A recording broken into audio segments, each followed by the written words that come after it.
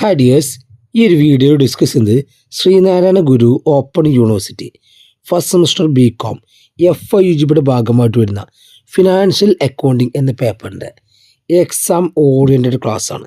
നമ്മൾ ഈ ഒരു പേപ്പർ എക്സാമിന് വേണ്ടി തയ്യാറപ്പെടുത്തുമ്പോൾ ഏതെല്ലാം ഏരിയക്ക് പ്രാധാന്യം നൽകണം, ഏതെല്ലാം ഏരിയയിൽ നിന്ന് 1 മാർക്ക്, 2 മാർക്ക്, 5 മാർക്ക്, അതുപോലെ തന്നെ 10 മാർക്ക് ക്വസ്റ്റ്യൻസ് നമുക്ക് എക്സ്പെക്റ്റ് ചെയ്യാൻ പറ്റും എന്നതൊക്കെ ഉൾക്കൊള്ളിച്ചുള്ള വീഡിയോ ആണ്. അപ്പോൾ എല്ലാവർക്കും പുതിയൊരു വീഡിയോയിലേക്ക് സ്വാഗതം. ഫിനാൻഷ്യൽ അക്കൗണ്ടിങ്ങിൻ്റെ സിലബസിൽ 6 ബ്ലോക്കുകളാണ് വരുന്നത്. അതിൽ ഒന്നാമത്തെ ബ്ലോക്ക് ഫിനാൻഷ്യൽ അക്കൗണ്ടിങ്ങിൻ്റെ ഒരു ഇൻട്രൊഡക്ഷനാണ്. അക്കൗണ്ടിങ്ങിൻ്റെ ഒരു ഇൻട്രൊഡക്ഷൻ മൊഡ്യൂളാണ്, വളരെ പ്രധാനപ്പെട്ട മൊഡ്യൂളാണ്. സെക്കൻഡ് ഡിപ്രിസിയേഷൻ അക്കൗണ്ടാണ് വരുന്നത്. തേർഡ് ബ്ലോക്ക് വരുന്നത് ബിൽ ഓഫ് എക്സ്ചേഞ്ച് ആണ്. ഫോർത്ത് ബ്ലോക്ക് ഫൈനൽ അക്കൗണ്ടാണ്, സോൾ പ്രൊപ്പറേറ്ററുടെ ഫൈനൽ അക്കൗണ്ടാണ്. ഫിഫ്ത്ത് ബ്ലോക്ക് പാർട്ണർഷിപ്പ് അക്കൗണ്ടാണ്. Then sixth block reconstitution of പാർട്ണർഷിപ്പാണ്. അപ്പോൾ പ്രധാനമായിട്ടും 2 ഏരിയകൾ വരുന്നുണ്ട് അല്ലേ, പാർട്ണർഷിപ്പിൻ്റെ ഒരു ഏരിയയും അക്കൗണ്ടിങ്ങിൻ്റെ ഒരു ഏരിയയും. അതായത് +1ൻ്റെയും +2ൻ്റെയും അക്കൗണ്ടൻസിലെ ഏതാനും ഭാഗങ്ങളാണ് ഈ ഒരു പേപ്പറിൽ വരുന്നത്. ആ കാര്യം കൃത്യമായിട്ട് മനസ്സിലാക്കുക. വളരെ എളുപ്പമുള്ള ഏരിയയാണ്. ഓരോ മൊഡ്യൂളിലെയും കാര്യങ്ങൾ കൃത്യമായിട്ട് മനസ്സിലാക്കി കഴിഞ്ഞാൽ വളരെ എളുപ്പത്തിൽ മാർക്ക് സ്കോർ ചെയ്യാൻ പറ്റുന്ന ഒരു സിമ്പിൾ പേപ്പറാണ് ഫിനാൻഷ്യൽ അക്കൗണ്ടിങ്. അപ്പോൾ നമുക്ക് ഓരോ ബ്ലോക്കിൽ വരുന്ന കാര്യങ്ങൾ ഡീറ്റെയിൽഡ് ആയിട്ട് നോക്കാം. Block 1 introduction to accounting. ഈ ഒരു ബ്ലോക്ക് നമ്മൾ ഫസ്റ്റ് അറിഞ്ഞിരിക്കേണ്ടത് എന്താണ് അക്കൗണ്ടിങ് എന്നാണ്. അപ്പോൾ അക്കൗണ്ടിങ്ങിൻ്റെ മീനിങ്ങും ഡെഫിനിഷനും കൃത്യമായിട്ട് അറിഞ്ഞിരിക്കണം. നിങ്ങൾ +1 പഠിച്ചിട്ടുണ്ടായിരിക്കും. Accounting is the art of recording, classifying, summarising പറയുന്ന ഡെഫിനിഷൻ. ആ ഡെഫിനിഷൻ എന്ത് ചെയ്യുക, AICPയുടെ ആ ഡെഫിനിഷൻ കൃത്യമായിട്ട് ഇവിടെ പഠിച്ചിക്കുക. അക്കൗണ്ടിങ്ങുമായി ബന്ധപ്പെട്ട ചോദ്യം പരീക്ഷയ്ക്ക് വരാൻ സാധ്യത വളരെ കൂടുതലാണ്. അക്കൗണ്ടിങ് ഡെഫിനിഷൻ നിർബന്ധമായിട്ടും ഇവിടെ അറിഞ്ഞിരിക്കണം. പിന്നീട് ഇവിടെ അറിഞ്ഞിരിക്കേണ്ട ടോപ്പിക്കുകളാണ് objectives, advantages, disadvantages of accounting. ഇതുമായി ബന്ധപ്പെട്ട ചോദ്യങ്ങളും 2 മാർക്കിനോ അല്ലെങ്കിൽ 1 മാർക്കിനൊക്കെ വരാൻ സാധ്യതയുണ്ട്. അപ്പോൾ ഒബ്ജക്റ്റീവ്സ് കൃത്യമായിട്ട് പോയിന്റ് പഠിച്ചേക്കുക, അഡ്വാൻറ്റേജസ് കൃത്യമായിട്ട് പോയിന്റ് പഠിച്ചേക്കുക, ഡിസ്അഡ്വാൻറ്റേജസും കൃത്യമായിട്ട് പോയിന്റ് പഠിച്ചേക്കുക. അപ്പോൾ ഫസ്റ്റ് നമ്മളിവിടെ ഈ ഒരു പേപ്പറിൽ അറിഞ്ഞിരിക്കേണ്ടത് അക്കൗണ്ടിങ്, അതിൻ്റെ ഒബ്ജക്റ്റീവ്സ്, അഡ്വാൻറ്റേജസ്, ഡിസ്അഡ്വാൻറ്റേജസ്. പിന്നീട് വരുന്ന മേജറായിട്ടുള്ള ഒരു ടോപ്പിക്കാണ് അക്കൗണ്ടിങ് പ്രിൻസിപ്പിൾസ് ആൻഡ് കൺവെൻഷൻസ് എന്ന ടോപ്പിക്ക്. ഇവിടെ നമ്മൾ അറിഞ്ഞിരിക്കേണ്ടത് അക്കൗണ്ടിങ് കൺസെപ്റ്റും അറിഞ്ഞിരിക്കണം, അക്കൗണ്ടിങ് കൺവെൻഷനും അറിഞ്ഞിരിക്കണം. അക്കൗണ്ടിങ് പ്രിൻസിപ്പിൾസ് എന്ന് പറഞ്ഞാൽ സെറ്റ് ഓഫ് റൂൾസ് ആണ്. അക്കൗണ്ടൻസി ഫോളോ ചെയ്യുന്ന സെറ്റ് ഓഫ് റൂൾസിനെ പറഞ്ഞപ്പോഴാണ് അക്കൗണ്ടിങ് പ്രിൻസിപ്പിൾസ്. അതിൽ അക്കൗണ്ടിങ് കൺസെപ്റ്റുകൾ വരുന്നത് ഓരോ കൺസെപ്റ്റിനെ കുറിച്ചും ഇവിടെ ഡീറ്റെയിൽഡ് ആയിട്ട് നിൽക്കും. ഒന്നാണ് ബിസിനസ് എൻറ്റിറ്റി കോൺസെപ്റ്റ് അല്ലേ, ബിസിനസ്സും ഓണറും സെപ്പറേറ്റ് ആണെന്ന് പറയുന്ന കൺസെപ്റ്റാണിത് ബിസിനസ് എൻറ്റിറ്റി കോൺസെപ്റ്റ്. ഓണറും ബിസിനസ്സും സെപ്പറേറ്റ് ആണ്, ഒന്നല്ല. മണി മെഷർമെൻറ്റ് കോൺസെപ്റ്റ് അല്ലേ, എല്ലാ ട്രാൻസാക്ഷൻസും അക്കൗണ്ട്സിൽ റെക്കോർഡ് ചെയ്യുന്നത് മോണിറ്ററി ടേംസ് ആണ്. നോൺ മോണിറ്ററി ഐറ്റംസ് എന്ത് ചെയ്യാൻ പറ്റില്ല, റെക്കോർഡ് ചെയ്യാൻ പറ്റില്ല. എന്താണ് മണി മെഷർമെൻറ്റിനോട് അർത്ഥമാക്കുന്നത്, എല്ലാ ട്രാൻസാക്ഷൻസും റെക്കോർഡ് ചെയ്യുന്നത് മോണിറ്ററി ടേംസിലാണ്. നോൺ മോണിറ്ററി ടേംസ് അതായത് സ്കില്ല്, ക്വാളിറ്റി, അതൊന്നും എന്ത് ചെയ്യില്ല, അക്കൗണ്ടൻസിൽ റെക്കോർഡ് ചെയ്യില്ല. ദെൻ തേർഡ് വരുന്നത് ഗോയിങ് കൺസേൺ ആണ് അല്ലേ, ബിസിനസ് ഈസ് നെവർ എൻഡിങ് ആണ് അല്ലേ, തുടർന്ന് കൊണ്ടേയിരിക്കുകയാണ്. ഗോയിങ് കൺസേൺ എന്താണ്, ബിസിനസ് ഈസ് നെവർ എൻഡിങ് ആണ്. ദെൻ കോസ്റ്റ് കോൺസെപ്റ്റ് അക്കൗണ്ടൻസിൽ ഫോളോ ചെയ്യുന്നത് കോസ്റ്റിൻ്റെ ബേസിലാണ്. ദെൻ ഡുവൽ ആസ്പെക്റ്റ് അല്ലേ, ഓരോ ട്രാൻസാക്ഷനും 2 ആസ്പെക്റ്റ് ഉണ്ടായിരിക്കും, ഒന്ന് ഡെബിറ്റും മറ്റൊന്ന് ക്രെഡിറ്റും. റിസീവിങ് ആസ്പെക്റ്റ് ആണ് ഡെബിറ്റ്, ഗിവിങ് ആസ്പെക്റ്റ് ആണ് ക്രെഡിറ്റ്. അപ്പോൾ ഡുവൽ ആസ്പെക്റ്റ് എന്ന് പറഞ്ഞാൽ എന്താ, ഡെബിറ്റ് ഈക്വൽ ടു ക്രെഡിറ്റ് ആണെന്ന് dual accept. Then accounting period concept, നമ്മൾ അക്കൗണ്ടൻസി ചെയ്യുന്നത് ഏതാണ്, പീരിയോഡിക്കലായിട്ടാണ് അല്ലേ. 31st മാർച്ചിലാണ് നമ്മൾ അക്കൗണ്ടിങ് ഇയറിൻ്റെ എൻഡ്. അപ്പോൾ പീരിയോഡിക് ബേസിലാണ് അക്കൗണ്ടൻസി ചെയ്യുക എന്നതാണ് അക്കൗണ്ടിങ് പീരിയഡ് കോൺസെപ്റ്റ് കൊണ്ട് അർത്ഥമാക്കുന്നത്. ദെൻ റവന്യൂ റിയലൈസേഷൻസ്, ഓരോ റവന്യൂവും എന്ത് ചെയ്യും, കൃത്യമായിട്ട് റിയലൈസ് ചെയ്യും അക്കൗണ്ടൻസിയിൽ. ദെൻ മാച്ചിങ് കോൺസെപ്റ്റ് അല്ലേ, എന്ത് ചെയ്യും, എക്സ്പെൻസ് ഇൻകമായിട്ട് മാച്ച് ചെയ്യും. ഓരോ വർഷത്തിലെയും എക്സ്പെൻസ് ആ വർഷത്തെ ഇൻകമായിട്ട് മാച്ച് ചെയ്യും. അപ്പോൾ അക്കൗണ്ടിങ് കോൺസെപ്റ്റ് എന്താണെന്നും ഓരോ അക്കൗണ്ടിങ് കോൺസെപ്റ്റും എന്താണെന്നും കൃത്യമായിട്ട് പഠിച്ചു വെക്കുക. ഇവിടുന്ന് ചിലപ്പോൾ ആയിട്ട് തന്നെ അക്കൗണ്ടിങ് പ്രിൻസിപ്പിൾസ് ആൻഡ് കൺവെൻഷൻസ് വരാൻ സാധ്യതയുള്ള ഒരു തിയറി ടോപ്പിക്കാണ്. ഇനി അക്കൗണ്ടിങ് കൺവെൻഷൻസ് ആണ്. ഇവിടെ നമ്മൾ അറിഞ്ഞിരിക്കേണ്ട ഏറ്റവും പ്രധാനപ്പെട്ട ഒരു കൺവെൻഷനാണ് കൺവെൻഷൻ ഓഫ് കൺസർവാറ്റിസം. കൺസർവാറ്റിസം കൊണ്ട് അർത്ഥമാക്കുന്നത് anticipated profit are not recorded but possible loss are recorded. അല്ലേ, നമ്മൾ എന്ത് ചെയ്യാൻ പറ്റില്ല, അക്കൗണ്ടൻസിയിൽ ആൻറ്റിസിപ്പേറ്റഡ് പ്രോഫിറ്റ് റെക്കോർഡ് ചെയ്യില്ല. അല്ലെ, ഭാവിയിൽ വരാനിരിക്കുന്ന പ്രോഫിറ്റ് റെക്കോർഡില്ല, പക്ഷേ പോസിബിൾ ആയിട്ടുള്ള എല്ലാ ലോസുകളും എന്ത് ചെയ്യും, റെക്കോർഡ് ചെയ്യും. ഈ കൺസർവാറ്റിസത്തിൻ്റെ ഭാഗമായിട്ടാണ് നമ്മൾ എന്ത് ചെയ്യുന്നത്, പ്രൊവിഷൻസ് ക്രിയേറ്റ് ചെയ്യുന്നത്. പ്രൊവിഷൻ ഫോർ ടാക്സും പ്രൊവിഷൻ ഫോർ ഡിപ്രിസിയേഷനും ഒക്കെ എന്തിൻ്റെ ഭാഗമാണ്, കൺസർവാറ്റിസത്തിൻ്റെ ഭാഗമാണ്. കൺസർവാറ്റിസത്തിൻ്റെ മറ്റൊരു പേരാണ് പ്രുഡൻസ് എന്ന് പറയും. അപ്പോൾ ഒരു കൺവെൻഷനാണ് കൺവെൻഷൻ ഓഫ് കൺസർവാറ്റിസം. എന്താണ് അതുകൊണ്ട് അർത്ഥമാക്കുന്നത്, anticipated profit are not recorded but possible losses are recorded. Then സെക്കൻഡാണ് കൺവെൻഷൻ ഓഫ് കൺസിസ്റ്റൻസി. അക്കൗണ്ടൻസിയിൽ എന്തായിരിക്കണം, കൺസിസ്റ്റൻ്റ് ആയിരിക്കണം. അല്ലെ, നമ്മൾ അക്കൗണ്ടിങ് ഒരു പീരിയഡിക്കലാണ്, അതായത് എല്ലാ അക്കൗണ്ടിങ് പീരിയഡും ഒരേ രീതിയിലേക്കാണ്. ഇപ്പോൾ നമ്മൾ ജനുവരിയിൽ തുടങ്ങുക വെച്ചാൽ ഡിസംബറിൽ ക്ലോസ് ചെയ്യണം. ദെൻ നമ്മൾ ഏപ്രിൽ 1 സ്റ്റാർട്ട് ചെയ്യുമെങ്കിൽ മാർച്ച് 31 ക്ലോസ് ചെയ്യും. കൺസിസ്റ്റൻ്റ് ആയിരിക്കണം. Then full disclosure, convention of full disclosure, എല്ലാ കാര്യങ്ങളും ഡിസ്ക്ലോസ് ചെയ്യണം, എല്ലാ കാര്യങ്ങളും അക്കൗണ്ടൻസിയിൽ വെളിപ്പെടുത്തണം. Then materiality. മെറ്റീരിയാലിറ്റി എന്ന് പറഞ്ഞാൽ എല്ലാ കാര്യങ്ങളും റെക്കോർഡ് ചെയ്യുക മെറ്റീരിയലിൻ്റെ ബേസിലാണ്. നോൺ മെറ്റീരിയൽസ് എന്ത് ചെയ്യില്ല, റെക്കോർഡുകൾ ചെയ്യില്ല. നോൺ മെറ്റീരിയൽസ് ഇവിടെ ഇവാലുവേറ്റും ചെയ്യില്ല. അപ്പോൾ ഓരോ കൺസെപ്റ്റുകളും ഓരോ കൺവെൻഷനുകളും കൃത്യമായിട്ട് മനസ്സിലാക്കുക വളരെ പ്രധാനപ്പെട്ട ഏരിയയാണ്.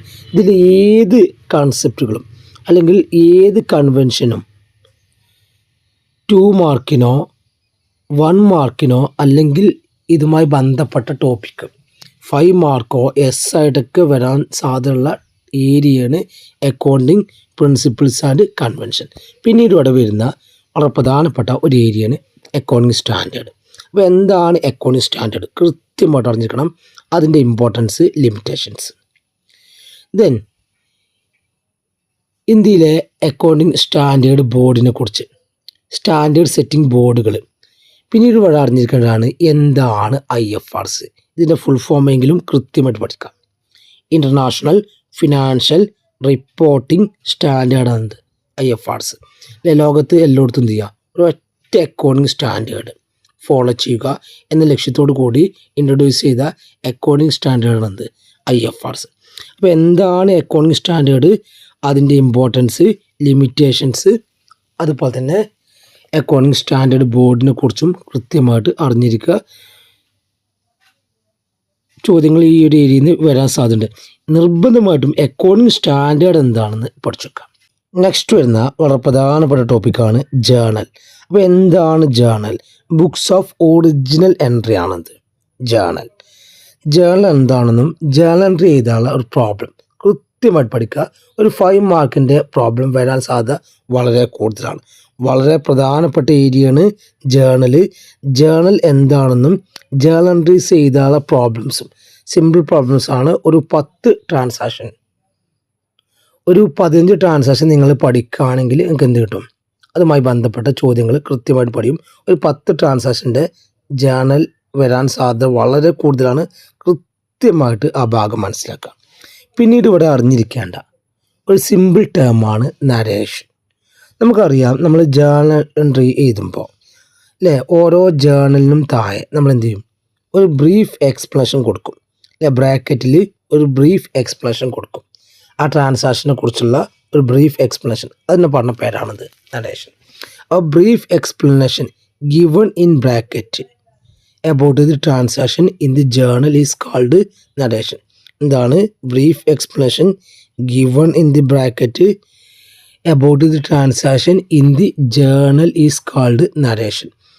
2 മാർക്കിനോ അല്ലെങ്കിൽ 1 മാർക്കിനൊക്കെ വരാൻ സാധ്യതയുള്ള ഒരു തിയറി സിമ്പിൾ ടോപ്പിക്കാണ് നരേഷൻ. പിന്നീട് ഇവിടെ അറിഞ്ഞിരിക്കേണ്ട ടോപ്പിക്കാണ് എന്താണ് ledger. Then sub division of ledgers. അവിടെ ജസ്റ്റ് ഓരോ സബ് ഡിവിഷനും മനസ്സിലാക്കുക. ക്യാഷ് ബുക്ക് വരുന്നുണ്ട്, പർച്ചേസ് ഡേ ബുക്ക് വരുന്നുണ്ട്, പർച്ചേസ് റിട്ടേൺ ബുക്ക് വരുന്നുണ്ട്, സെയിൽസ് ഡേ ബുക്ക് വരുന്നുണ്ട്, സെയിൽസ് റിട്ടേൺ ബുക്ക് വരുന്നുണ്ട്, ജേർണൽ പ്രോപ്പർ, മറ്റും ഒരുപാട് other sub division of ledgers ഉണ്ട്. അപ്പോൾ ലെഡ്ജർ എന്താണെന്നും ലെഡ്ജറിൻ്റെ സബ് ഡിവിഷനും കൃത്യമായിട്ട് മനസ്സിലാക്കാം. പിന്നീട് ട്രയൽ ബാലൻസ്. എന്താണ് ട്രയൽ ബാലൻസ് അല്ലേ? ഒരു സ്റ്റേറ്റ്മെൻ്റ് ആണ്. എന്തിനാണ് പറയുന്നത്? Arithmetical accuracy. അപ്പോൾ trial balance is a statement showing arithmetical accuracy. അതായത് നമ്മൾ ചെയ്ത ഓരോ കാര്യങ്ങളും തെറ്റുണ്ടോ എന്ന് നോക്കാൻ വേണ്ടി പ്രിപ്പയർ ചെയ്യുന്ന സ്റ്റേറ്റ്മെൻറ്റാണിത് ട്രയൽ ബാലൻസ്. ഇവിടുന്ന് പ്രോബ്ലം വരാൻ സാധ്യതയുണ്ട്. കുറേ ഐറ്റംസ് തരും, അതിനെ ഡെബിറ്റും ക്രെഡിറ്റും ക്ലാസിഫൈ ചെയ്യാനാണ് വളരെ പ്രധാനപ്പെട്ട ഏരിയയാണ് ട്രയൽ ബാലൻസ്. അതിന് ഡെബിറ്റും ഉണ്ടായിരിക്കും, ക്രെഡിറ്റും ഉണ്ടായിരിക്കും. ഇത് രണ്ടിൻ്റെയും ടോട്ടലി ഈക്വൽ ആയിരിക്കും. നമുക്കറിയാം ട്രയൽ ബാലൻസ് വെച്ചിട്ട് എന്ത് ചെയ്യുക, നമ്മൾ ഫയൽ അക്കൗണ്ടൊക്കെ പ്രിപ്പയർ ചെയ്യാം. അപ്പോൾ ട്രയൽ ബാലൻസ് എന്താണെന്നും അതുമായി ബന്ധപ്പെട്ട സിമ്പിൾ പ്രോബ്ലംസും കൃത്യമായിട്ട് മനസ്സിലാക്കുക. ഡെബിറ്റും ക്രെഡിറ്റും അറേഞ്ച് ചെയ്യാനുള്ള പ്രോബ്ലമാണ് ഇവിടുന്ന് വരിക. Next block 2 depreciation account. വളരെ എളുപ്പത്തിൽ പഠിക്കാൻ പറ്റുന്ന ഒരു സിമ്പിളായിട്ടുള്ള ഒരു ബ്ലോക്കാണ് ഡിപ്രിസിയേഷൻ അക്കൗണ്ട്. വളരെ കുറഞ്ഞ ടോപ്പിക്കേ ഈ ഒരു ഏരിയ വരുന്നുള്ളൂ. അത്തരം ടോപ്പിക്ക് നിങ്ങൾ പഠിക്കുകയാണെങ്കിൽ വളരെ എളുപ്പത്തിൽ നിങ്ങൾക്ക് ഈ ഒരു ഏരിയയിൽ നിന്ന് മാർക്ക് സ്കോർ ചെയ്യാൻ പറ്റും. ഈ ഒരു ഏരിയ നമ്മൾ ഫസ്റ്റ് അറിഞ്ഞിരിക്കേണ്ട ഏറ്റവും പ്രധാനപ്പെട്ട ഒരു ടോപ്പിക്കാണ് എന്താണ് ഡിപ്രിസിയേഷൻ. നിർബന്ധമായിട്ടും പഠിച്ചിരിക്കേണ്ട ഒരു ടോപ്പിക്കാണ്. Depreciation means permanent decrease in the value of fixed asset due to wear and tear, passage of time, usage etcetera. ഒരു ഫിക്സഡ് അസറ്റ് അത് ഉപയോഗിക്കുന്നത് കൊണ്ടോ അല്ലെങ്കിൽ ടൈം കഴിഞ്ഞത് കൊണ്ടോ അല്ലെങ്കിൽ മറ്റു ഏതെങ്കിലും കാരണം കൊണ്ടോ ഒരു അസറ്റിൽ വരുന്ന തേയ്മാനത്തെ ഡിഗ്രീസിനെ, പെർമനൻറ്റ് ഡിഗ്രീസിനെ കാണിക്കുന്നതാണ് ഡിപ്രിസിയേഷൻ. അപ്പോൾ ഡിപ്രിസിയേഷൻ്റെ മലയാളം എന്താണ്? തേയ്മാനം എന്നാണ്. Permanent decrease in the value of fixed asset due to wear and tear, passage of time, usage etcetera. Then പിന്നീട് ഇവിടെ നമ്മൾ അറിഞ്ഞിരിക്കേണ്ടത് needs for providing depreciation. Depreciation provide ചെയ്യേണ്ടതിൻ്റെ ആവശ്യങ്ങൾ എന്തൊക്കെയാണ്, എന്തിനൊക്കെ വേണ്ടിയാണ് നമ്മൾ ഡിപ്രിസിയേഷൻ പ്രൊവൈഡ് ചെയ്തത്.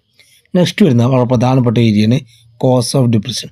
ഡിപ്രിസിയേഷൻ്റെ കാരണങ്ങൾ കുറച്ച് പോയിന്റ് നമ്മൾ പറഞ്ഞു. Wear and tear, passage of time, usage, മറ്റു ഒരുപാട് കാര്യങ്ങൾ അവിടെ വരുന്നുണ്ട്. അപ്പോൾ ഓരോ കോസും കൃത്യമായിട്ട് മനസ്സിലാക്കാം. നെക്സ്റ്റ് വരുന്ന വളരെ പ്രധാനപ്പെട്ട ടോപ്പിക്കാണ് മെത്തേഡ്സ് ഓഫ് ഡിപ്രിസിയേഷൻ. പ്രധാനമായിട്ടും 2 മെത്തേഡാണ് ഡിപ്രിസിയേഷൻ വരുന്നത്. ഒന്ന് സ്ട്രെയിറ്റ് ലൈൻ മെത്തേഡ് അല്ലെങ്കിൽ ഫിക്സഡ് ഇൻസ്റ്റാൾമെൻറ്റ് മെത്തേഡ് പറയും. 2 ഡിമിനിഷിങ് ബാലൻസ് മെത്തേഡ് അല്ലെങ്കിൽ return down value WDV method എന്ന് പറയും. അപ്പോൾ 2 മെത്തേഡാണ് വരുന്നത്. ഒന്ന് സ്ട്രെയിറ്റ് ലൈൻ മെത്തേഡും മറ്റൊന്ന് ഡിമിനിഷിങ് ബാലൻസ് മെത്തേഡും. ഇതിൽ സ്ട്രെയിറ്റ് ലൈൻ അല്ലെങ്കിൽ ഫിക്സഡ് ഇൻസ്റ്റാൾമെൻറ്റ് മെത്തേഡ് പ്രകാരം ഓരോ വർഷത്തെയും ഡിപ്രിസിയേഷൻ എന്തായിരിക്കും? സെയിം എമൗണ്ട് ആയിരിക്കും, ഫിക്സഡ് ആയിരിക്കും. ഇപ്പോൾ 5000 ആണ് ഡിപ്രിസിയേഷൻ എങ്കിൽ ഓരോ വർഷം ഡിപ്രിസിയേഷൻ തന്നെ ആയിരിക്കും 5000 ആയിരിക്കും. അത്തരം മെത്തേഡ് നമ്മൾ എന്ത് പറയുന്നത്? സ്ട്രെയിറ്റ് ലൈൻ മെത്തേഡ് അല്ലെങ്കിൽ ഫിക്സഡ് ഇൻസ്റ്റാൾമെൻറ്റ് മെത്തേഡ് എന്ന് പറയുന്നത്. സെക്കൻഡ് മെത്തേഡാണ് ഡിമിനിഷിങ് ബാലൻസ് മെത്തേഡ് അല്ലെങ്കിൽ WDV എന്ന് പറയും. ഈ മെത്തേഡ് പ്രകാരം നമ്മൾ എന്ത് ചെയ്യും? ഓരോ വർഷത്തെയും ഡിപ്രിസിയേഷൻ വ്യത്യസ്തമായിരിക്കും. അപ്പോൾ ഫിക്സഡ് ഇൻസ്റ്റാൾമെൻറ്റ് മെത്തേഡ് പ്രകാരം എല്ലാ വർഷവും ഡിപ്രിസിയേഷൻ ചെയ്യുമായിരിക്കും. ഡിമിനിഷിങ് ബാലൻസ് മെത്തേഡ് പ്രകാരം ഡിപ്രിസിയേഷൻ എന്തായിരിക്കും? വ്യത്യസ്തമായിരിക്കും. ഓരോ വർഷത്തെയും നമ്മൾ എന്ത് ചെയ്യും? ആ ഒരു അസറ്റിൻ്റെ വാല്യൂന്ന് ഡിപ്രിസിയേഷൻ കുറച്ച് കാണിക്കും. അപ്പോൾ 2 മെത്തേഡും കൃത്യമായിട്ട് അറിഞ്ഞിരിക്കണം. ഇവ തമ്മിലുള്ള ഡിഫറൻസ് അറിഞ്ഞിരിക്കണം. ഈ ഒരു ഭാഗത്ത് നിന്ന് ചോദ്യം വരാൻ സാധ്യത വളരെ കൂടുതലാണ്. ഏറ്റവും നമ്മൾ എക്സ്പെക്റ്റ് ചെയ്യുന്ന ക്വസ്റ്റ്യൻ എന്ന് പറഞ്ഞാൽ സ്ട്രെയിറ്റ് ലൈൻ മെത്തേഡും അതുപോലെ തന്നെ റിട്ടേൺ ഡൗൺ വാല്യൂ മെത്തേഡും തമ്മിലുള്ള ഡിഫറൻസാണ്. ഈ ഒരു ടോപ്പിക്ക് കൃത്യമായിട്ട് പഠിക്കുക, അതിൻ്റെ ഡിഫറൻസും കൃത്യമായിട്ട് പഠിക്കുക. പിന്നീട് ഇവിടെ നമ്മൾ അറിഞ്ഞിരിക്കേണ്ടത് ഡിപ്രിസിയേഷൻ അക്കൗണ്ട് പ്രിപ്പയർ ചെയ്യാനാണ്. അതായത് ഒരു അസറ്റിൻ്റെ അക്കൗണ്ട്, മെഷീനറി അക്കൗണ്ടൊക്കെ അത്തരം ചോദ്യങ്ങളുണ്ടായിരിക്കും. മെഷീനറി അക്കൗണ്ട് പ്രിപ്പയർ ചെയ്യാനും അതുപോലെ തന്നെ ഡിപ്രിസിയേഷൻ്റെ അക്കൗണ്ട് പ്രിപ്പയർ ചെയ്യാനും. ഡിപ്രീസിൻ്റെ അക്കൗണ്ട് പ്രിപ്പയർ ചെയ്യാനും പഠിക്കണം, അതുപോലെ തന്നെ ആസറ്റിൻ്റെ അക്കൗണ്ട് പ്രിപ്പയർ ചെയ്യാനും ഇവിടെ പഠിക്കണം. ചിലപ്പോൾ ഒരു 5 മാർക്കിൻ്റെ ഒക്കെ ഒരു പ്രോബ്ലം ഡിപ്രിസിയേഷന് വരാൻ സാധ്യതയുണ്ട്. അപ്പോൾ വളരെ എളുപ്പത്തിൽ പഠിക്കാൻ പറ്റുന്ന ഒരു ബ്ലോക്കാണ് ഡിപ്രിസിയേഷൻ എന്താണ് കാര്യം കൃത്യമായിട്ട് മനസ്സിലാക്കുക, 2 മെത്തേഡ് മനസ്സിലാക്കുക, പ്രോബ്ലംസ് കൃത്യമായിട്ട് പഠിക്കാം. Next block 3 bill of exchange ആണ്. വളരെ സിമ്പിളായിട്ടുള്ള മറ്റൊരു ബ്ലോക്കാണ് ബിൽ ഓഫ് എക്സ്ചേഞ്ച്. ഇവിടെ നമ്മൾ അറിഞ്ഞിരിക്കേണ്ടത് എന്താണ് ബിൽ ഓഫ് എക്സ്ചേഞ്ച്. നിർബന്ധമായിട്ടും ബിൽ ഓഫ് എക്സ്ചേഞ്ച് എന്താണെന്ന് പഠിക്കാം. ദെൻ ബിൽ ഓഫ് എക്സ്ചേഞ്ചിലെ പ്രധാനപ്പെട്ട പാർട്ടീസ് ആരൊക്കെയാണ്, അതിൻ്റെ മീനിങ്ങും കൃത്യമായിട്ട് പഠിക്കുക. 2 മാർക്കിനോ അല്ലെങ്കിൽ 1 മാർക്കിനൊക്കെ വരാൻ സാധ്യതയുണ്ട്. അപ്പോൾ പാർട്ടീസ് വരുന്നത് ഡ്രോവർ വരുന്നുണ്ട്, ഡ്രോവി വരുന്നുണ്ട്, പേ വരുന്നുണ്ട്. അപ്പോൾ ഈ 3 പാർട്ടീസിനെ കുറിച്ചും കൃത്യമായിട്ട് മനസ്സിലാക്കാം. Then bill of exchange advantages. പിന്നീട് നമ്മൾ ബിൽ ഓഫ് എക്സ്ചേഞ്ചുമായി ബന്ധപ്പെട്ട സിമ്പിളായിട്ടുള്ള വരുന്ന പ്രോബ്ലംസും കൂടി കൃത്യമായിട്ട് മനസ്സിലാക്കണം. ചിലപ്പോൾ 5 മാർക്കിൻ്റെ ക്വസ്റ്റ്യൻസ് ആയിട്ടൊക്കെ വരാൻ സാധ്യതയുണ്ട്. പിന്നീട് ഈ ഒരു ഏരിയയിൽ വരുന്ന ടോപ്പിക്കാണ് എൻഡോഴ്സ്മെൻറ്റ്. എൻഡോഴ്സ്മെൻറ്റോട് അർത്ഥമാക്കുന്നത് സൈനിങ് ആണ്. നമ്മളൊരു ബിൽ ഓഫ് എക്സ്ചേഞ്ചിൽ സൈൻ ചെയ്യുന്നത് എൻഡോഴ്സ്മെൻറ്റ് എന്ന് പറയുന്നത്. അതുപോലെ തന്നെ എന്താണ് റിട്ടയർമെൻറ്റ് ഓഫ് ബില്ല്, എന്താണ് ഡിസോണറിങ്, അതുപോലെ തന്നെ നോട്ടിങ് ആൻഡ് പ്രൊട്ടസ്റ്റിങ്, ഇത്രയും കാര്യങ്ങൾ ഈ ഒരു ഏരിയയിൽ നിന്ന് നിങ്ങൾ അറിഞ്ഞിരിക്കണം. വളരെ പ്രധാനപ്പെട്ട ഏരിയയാണ് bill of exchange. Bill of exchange മീനിങ്ങും പാർട്ടീസും നിർബന്ധമായിട്ട് പഠിക്കാം. Next block 4 final account of sole proprietor. വളരെ പ്രധാനപ്പെട്ട ബ്ലോക്കാണ്. ഈ ഒരു ബ്ലോക്കിൽ നിന്നാണ് എസ് പ്രോബ്ലം വരാൻ സാധ്യത കൂടുതൽ. അപ്പോൾ ഫൈനൽ അക്കൗണ്ടുമായി ബന്ധപ്പെട്ട ആണ് കൂടുതൽ വരാൻ സാധ്യതയുള്ളത്. ആ കാര്യം കൃത്യമായിട്ട് മനസ്സിലാക്കുക. ഇവിടെ നമ്മൾ ഫസ്റ്റ് മനസ്സിലാക്കുന്നത് എന്താണ് ഫൈനൽ അക്കൗണ്ട്. ഒരു സോൾ പ്രൊപ്പറൈറ്ററുടെ ഫൈനൽ അക്കൗണ്ടിൽ വരിക ഒന്ന് ട്രേഡിംഗ് അക്കൗണ്ടാണ്, ദെൻ പ്രോഫിറ്റ് ആൻഡ് ലോസ് അക്കൗണ്ടാണ്, ദെൻ ബാലൻസ് ഷീറ്റാണ്.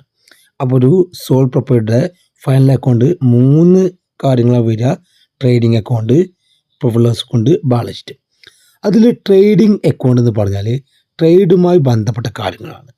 ആ ഒരു സോൾ പ്രൊപ്പറൈറ്റർഷിപ്പ് എന്തെല്ലാം സാധനങ്ങളാണ് വിറ്റത്, എന്തെല്ലാം സാധനങ്ങളാണ് വാങ്ങിയത്. അപ്പോൾ ട്രേഡുമായി ബന്ധപ്പെട്ട കാര്യങ്ങളാണ് ഈ ഒരു അക്കൗണ്ടിൽ റെക്കോർഡ് ചെയ്യുക. ഈ ഒരു അക്കൗണ്ട് റിസൾട്ട് ഒന്നില്ലെങ്കിൽ ഗ്രോസ് പ്രോഫിറ്റോ അല്ലെങ്കിൽ ഗ്രോസ് ലോസ് ആയിരിക്കും.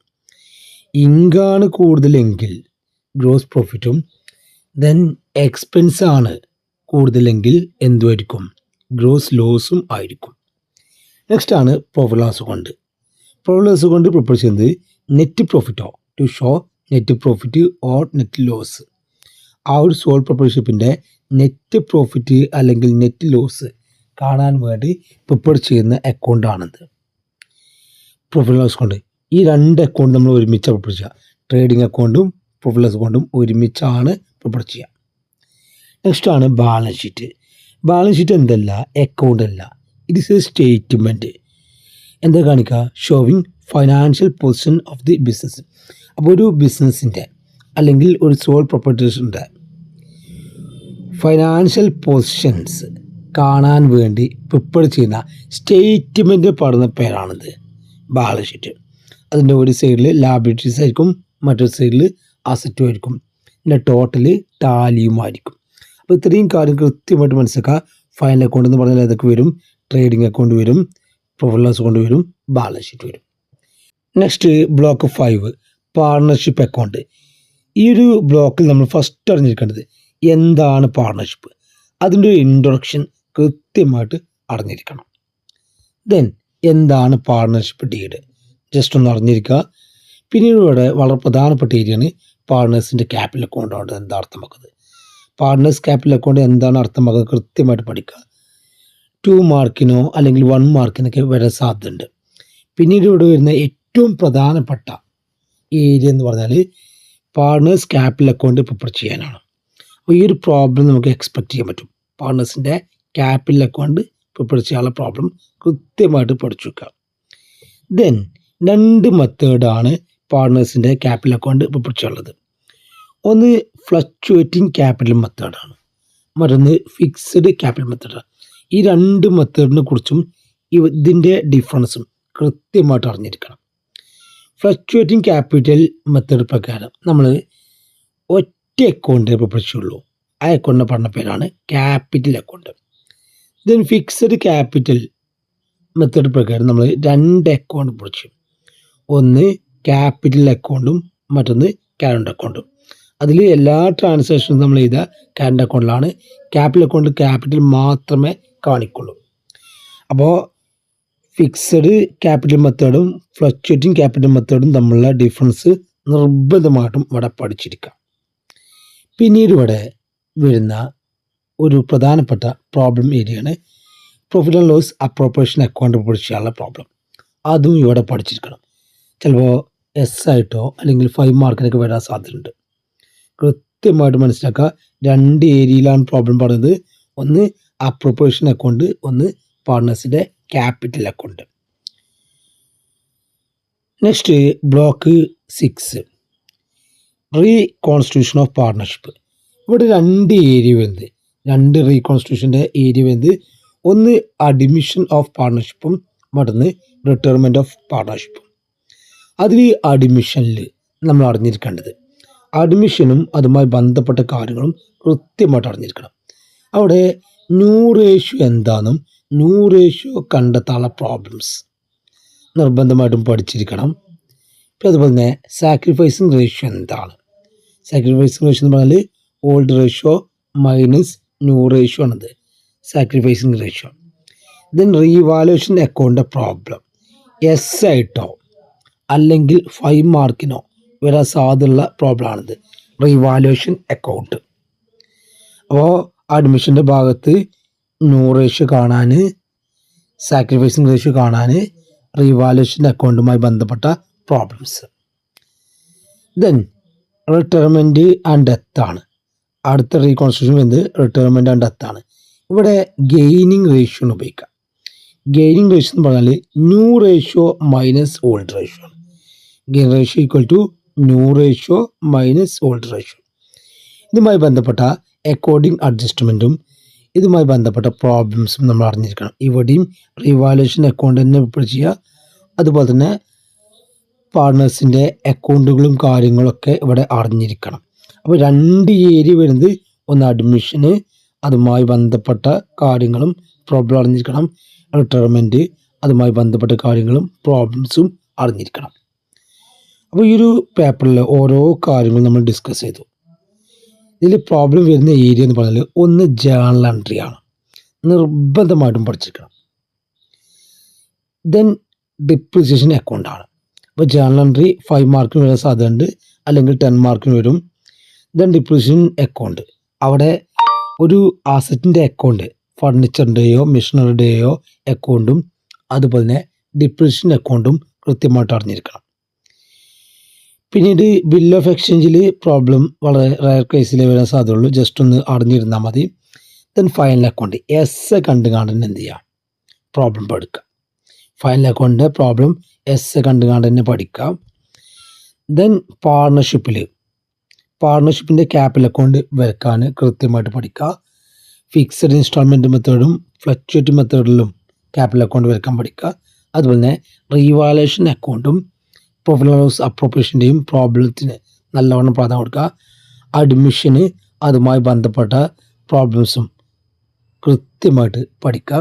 അതുപോലെ തന്നെ റിട്ടയർമെൻറ്റും അതുമായി ബന്ധപ്പെട്ട കാര്യങ്ങളും കൃത്യമായിട്ട് മനസ്സിലാക്കുക. Okay, thank you.